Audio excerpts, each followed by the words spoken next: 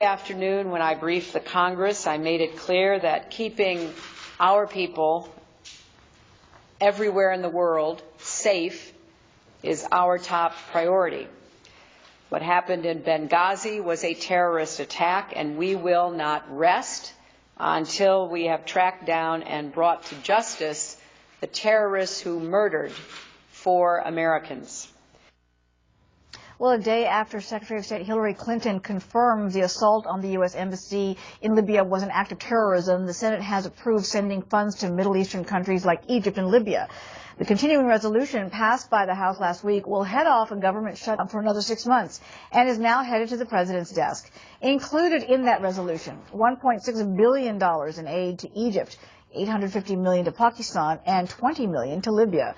Joining us now, our super panel of foreign affairs experts, Congressman Eliot Engel from the House Foreign Affairs Committee, Adam Schiff from the Intelligence Committee, and Congressman Blake Farenthold from the Homeland Security Committee. Gentlemen, welcome. Great to have you here today. Great to be with you. Great to be here, Uma. Congressman Farenthold, let me begin with you. We give approximately $1.5 billion a year to Egypt, second only to Israel.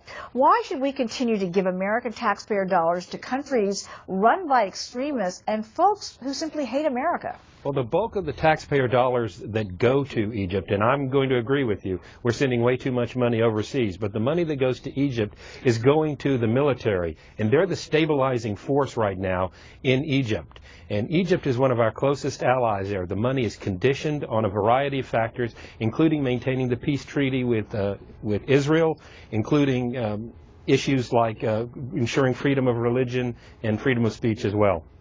Well, Congressman Engel, the doctor who gave us the information that led us to corner Osama bin Laden is being held in a Pakistani jail right now. And the Senate voted down a measure to cut aid to Pakistan until he's released and until it's clear that Pakistan is doing a better job of going after groups like Al-Qaeda. We're talking about accountability. Why aren't more lawmakers backing this kind of move? Well, I back it. I mean, look, we give foreign aid not only because it's good to the countries, for the countries we give it to, but it's good for the United States. And we want to be careful because we don't want to cut off our nose to spite our face. Look, it's infuriating to watch these demonstrations. Of course, it's infuriating that our ambassador and other Americans were killed. But the fact of the matter is, I think we have to review foreign aid on a case-by-case basis. For me, it's not whether radicals are making trouble, because there are radicals in every country. It's how the governments of those countries respond to the radicals. Now, in Libya, the government is responding positively, and you see where there's lots of pro-American demonstrations in the streets.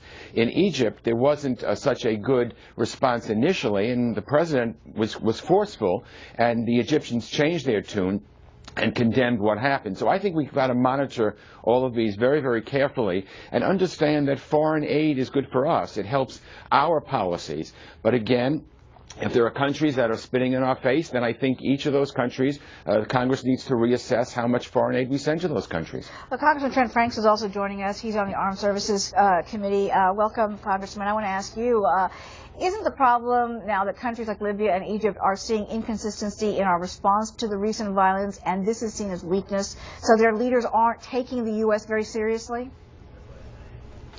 Well, I believe that's exactly right. I believe that the vacillation and projection of weakness from this administration is actually making some of these things more likely. Probably most notably their narrative that affirmed the idea that some video on the Internet was the real problem here has now made that video sort of the Exhibit A across the world.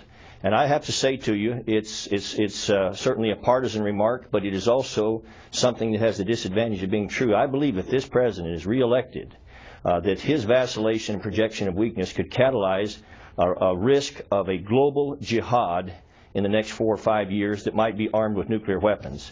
And America better be paying attention, because we've seen these patterns before back in when... Go ahead. No, I was just going to say that's definitely a sobering thought there, indeed, to keep a close eye on that. But Congressman Schiff, many Americans are simply disgusted that we are ready to spend these billions of dollars in foreign aid to countries that sponsor anti-American violence at a time when our own economy is suffering, and we could use those funds here at home.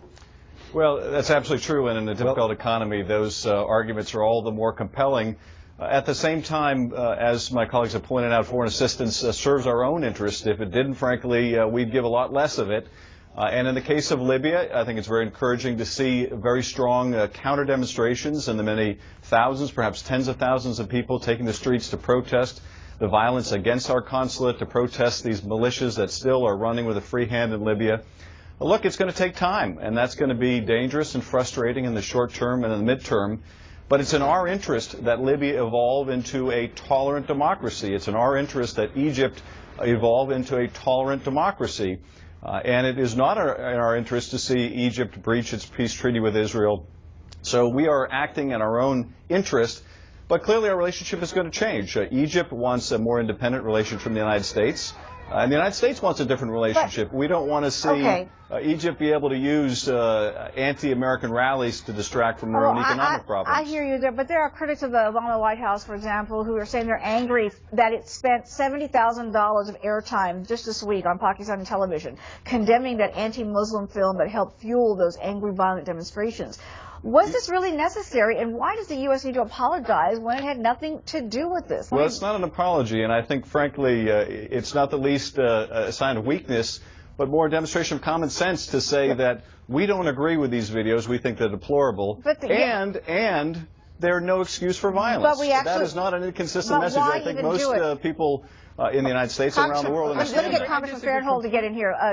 Why even do that? I disagree completely. We do not need to be spending taxpayers' dollars on a PR campaign. We need to be tight with our money in a time of economic need and spend it. And what we do send overseas, we've got to make sure is targeted to countries that are working in our best interest. And right now, the specific question with respect to Egypt and Libya, if we pull the funding without a thorough investigation of what's going to happen, that's potentially throwing gasoline on the fire. But we don't need to be going out there spending money apologizing. And on that note, Congressman Engel, you've got people here who are ready to say we need to have a conditional relationship with these countries, that they need to do things like release the doctor who is in jail, who helped the United States find Osama bin Laden, and yet we are still reluctant to take those kind of steps. No, I think we take those steps. Look, the Egyptians changed their tune. Well, he's still in jail. The Senate voted it down. The Senate voted that measure down. Well, let me just say, I think that we're not going to throw good money after bad. And I think the President was very firm with Egyptian President Morsi when their response was not what we thought it should be. And I think that we're going to see more of that. I don't think it's fair to say that the President apologized for the film. There was no apology. He said that the film was reprehensible, but he also said that's no excuse for violence. And it isn't. And I think that we need to continue foreign aid because it's in our best interest, but we're not going to throw bad money, good money after bad. And so I think each of these countries needs to be reassessed. I've got a few seconds left.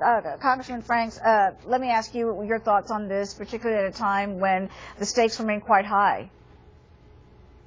Well, I just can't emphasize enough how dangerous I believe that somehow affirming the notion that the film is at the root of this whole problem. It's true across this country, across the internet world, that there are Christian writings that say that Jesus is the Son of God. That's blasphemy to jihadists. Is the President going to call for all of those things to be pulled off the internet because somehow that doesn't comport with the message that he wants to send to the Arab world? And I just have to say to you, this is snowballing, and I hope that the nation is paying attention because this President's weakness and vacillation is taking us down a very dark and dangerous road. All right, gentlemen, I've got to end the discussion, guys. It's down a campaign road at the moment. Okay, listen, we've got to end the discussion. Unfortunately, we're out of time. When this killing happened, Congressman, Mr. Romney acted politically. Congressman, thank you. Unfortunately, we're out of time. I appreciate it. Thanks for joining us. Well, the Mars rover Curiosity